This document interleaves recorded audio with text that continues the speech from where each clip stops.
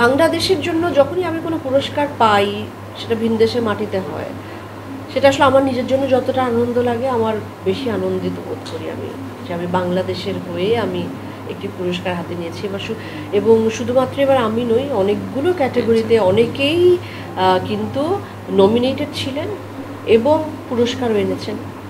তো এটাও কিন্তু একটি বড় বিষয় আমার মনে হয়, অনেক বেশি সংবেদনশীল এই বিষয়ে, পশু পাখি যে কোনো লিভিং বিংয়ের বিষয়ে।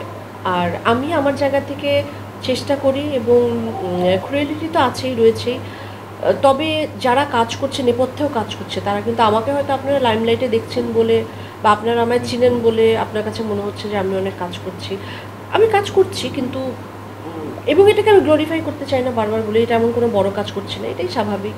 আমার ধরুন এটা আপনিও করবেন যখন দেখবেন যে একটি ক্ষুধার্ত চার পেয়ে কুকুর অথবা বেড়াল তৃষ্ণার জন্য বসে যাবে, আপনি কিন্তু নিজের মুখের জলটাও পানিটা ওদের কাছে দেবেন খেতে।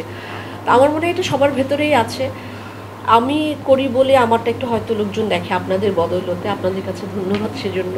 এবং এটা দেখে যদি কেউ উৎসাহিত হয়, এখন পরিবার তো শুধুমাত্র হাজব্যান্ড ওয়াইফ অথবা আর কাউকে মানে পার্টনার হলেই হয় না, পরিবারে আরও অনেকেই আছে, পরিবারে মা বাবা আছেন, আমার বাড়িতে যেসব লোকেরা কাজ করেন তারা আছেন, আমার চার পায়ে পোষ্যরা আছেন, এবং আমি খুবই এনজয় করি।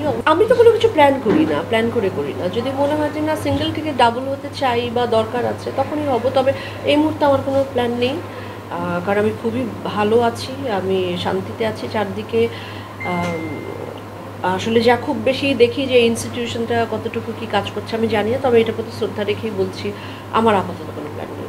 আমাদের ঢাল নেই তলোয়ার নেই, কিন্তু আমরা নিধিরাম সর্দারের মতো কিন্তু ক্ষুদিরামের মতো কিন্তু আমরা চিৎকার করে আমাদের গল্পটা জানান দিতে চাই, আমাদের কাজের প্রতি ভালোবাসাটা আমরা দেখাতে চাই। এটা আমার মনে হয় যে আমরা অনেক বেশি সাহসী, সেটা আসলে আমাদের জাতিগতভাবেই। আপনার ৭১ থেকে শুরু করে ৫২ মানে সমস্ত কিছুতেই যদি দেখেন আমাদের এই বাংলার লোকের সাহসের অভাব নেই।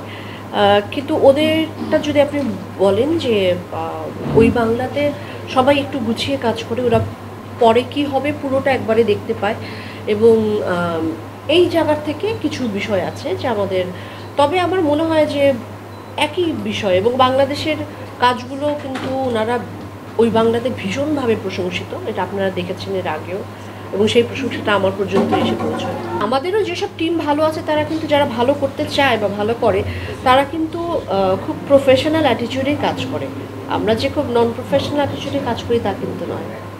একজন শিল্পীর হরাইজন যতটা বাড়ানো সম্ভব সে ততটা বাড়াবে। আমি একসময় এখানে কাজ করে ওখানে গিয়ে আমি শিল্পীর তো আসলে কোনো ভূগোল বা সীমানা থাকা উচিত না। একজন শিল্পী সে যদি এই বাংলাতে না হয়ে সে যদি আরও অন্যান্য জায়গায় ডাক পায়, সে কাজ করবে। করিম চাচা, আপনার প্রিয় মানুষদের কখনো বিপদে ফেলতে চাইবেন না স্যার। তাহলে আমাদের বিপদে রাখা কি ঠিক হচ্ছে?